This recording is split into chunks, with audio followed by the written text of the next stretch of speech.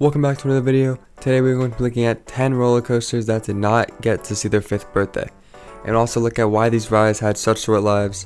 Also, if you have any future video ideas, please let me know down in the comments. Before we start, this is actually going to be a 2-part series with 5 roller coasters in each video. If I did them all in one video, this video would probably be about 30 minutes long. Anyway, let's get into our first roller coaster. Number 10 is the original bat at Kings Island. Kings Island, not the current bat, but the original bat, the OG bat, opened on April 26, 1981, and closed just 2 years later, in 1983. A brief history here. In 1978, Kings Island executives traveled to the aerodynamics factory in California, where they tried this new prototype suspended roller coaster. Construction was visible throughout the 1980 season, and on October 29, 1980, they revealed the bat. Construction started the following month, and it cost the park an estimated $3.8 million. And on April 4, 1981, the first test run was completed, but immediately issues were seen. For starters, the safety monitoring system is sensitive and shut down with a single train on the track. Plus, the roller coaster was going way faster than it was designed to, causing aggressive swinging. To address these issues, shock absorbers were installed on the underside to soften and slow the swing of the train. By the time Kings Island closed for the 1981 season, aerodynamics was called in to address these issues, and by the time the 1982 season started, none of these issues had been solved. The bat operated for about a month before it closed on May 21, 1982 due to a mechanical malfunction. Behind the scenes, park officials had to check supports and found damage due to no banking turns. Aerodynamics' answer to this was basically, why do we need to bank the track when the cars do the banking for us? I know, very smart logic. Anyway, with the lack of banking, there was too much stress on the track, and on June 3rd, park officials said that the bat's closure was for an indefinite amount of time, but not permanent. Modifications were done. These modifications were to reduce the speed of the trains and how much they swung. On May 21, 1983, the ride operated till mid-July and closed due to more mechanical issues. However, they said this also wasn't permanent. But in April of that year, they found aerodynamics told the park in order to fix the ride, they would require new banking track, which means replacing pretty much the entire ride, and they would have new brakes above trains, which would cost an insane amount of money. And because of this, unfortunately, the bat was declared too expensive and too complicated to fix.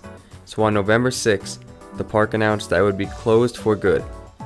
However, Paramount Kings Island gave Aero a second chance to build the same ride model in a different part of the park, also named Bat, and thankfully they didn't mess up this time, and this bat still stands today next to Banshee.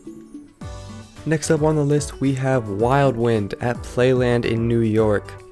Now there is almost nothing known about this roller coaster, probably because it technically never opened.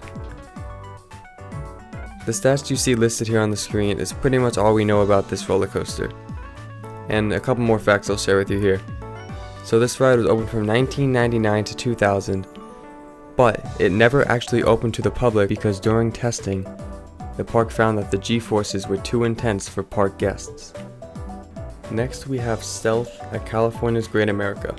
This ride operated from April 1st, 2000 to September 2nd, 2003 at a cost of $17 million. On June 22, 1999, California's Great America announced Project Stealth. It was marketed as the world's first true flying coaster.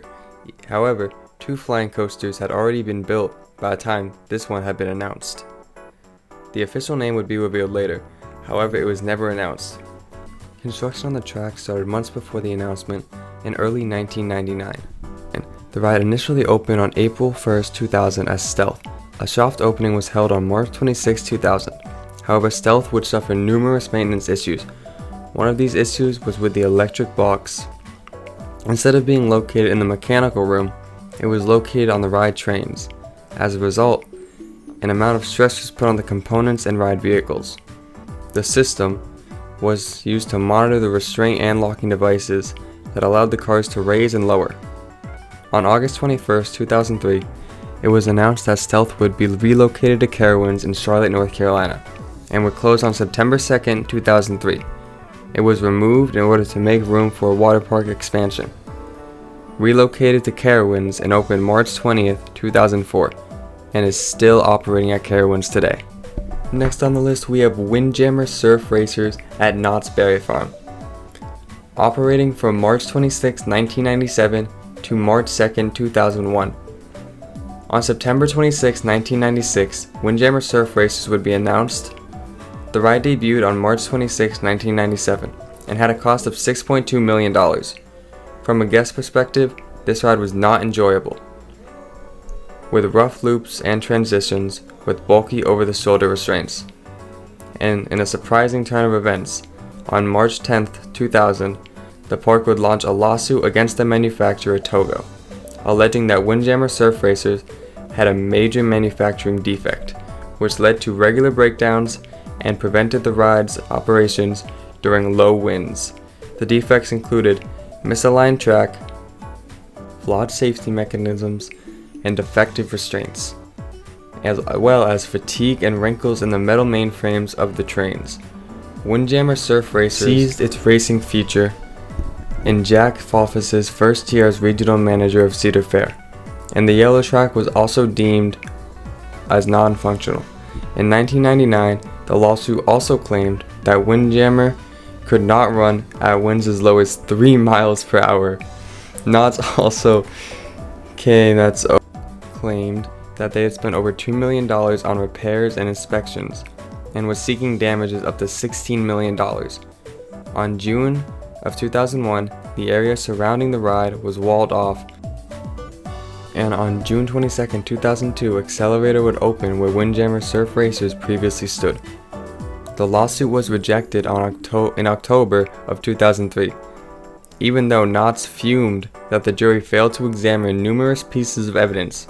Togo's attorney, Jim Jakovic, said that Knott's just wanted money to pay for a better attraction.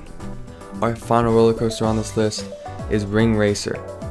Along with a major racing complex, and I'm sorry if I'm pronouncing this wrong, Nürnberg, Germany, there would be the world's fastest roller coaster, reaching speeds of over 100 miles an hour. Ring Racer opened on October 31, 2013, and would close just 4 days later on November 3, 2013. This is known as one of the rarest credits in the world, if not the rarest credit. Ring Racer is a steel roller coaster located in Nuremberg, Germany. Sorry, I cannot pronounce this name. This roller coaster was built as a part of a new entertainment area, the race course, that was planning the world's fastest roller coaster. However, engineers making this ride had problems trying to get up to the correct speed. Unfortunately, they took too long, and Formula Rosa at Abu Dhabi absolutely stole this record from them, with Formula Rosa going 149.9 miles per hour, made by Intamin. Ring Racer never got up to the correct speed of 150 miles per hour, and it's only operated about 100 miles per hour.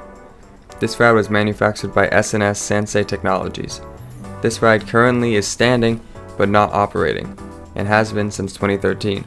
It is currently unknown at this time if this ride will ever open. Going back a little bit here to September 3rd, 2009, when this ride was in its testing phase, engineers decided to try and get the train to launch at its max speed of around 150 miles per hour. Doing this caused a series of explosions in the compressed air launch system, causing injuries to 7 workers, and shattered many windows. Thank you all so much for watching. Let me know down in the comments what you thought of the video, or if you have any other video suggestions that I could do in the future. Thank you for watching, and I will see you next time.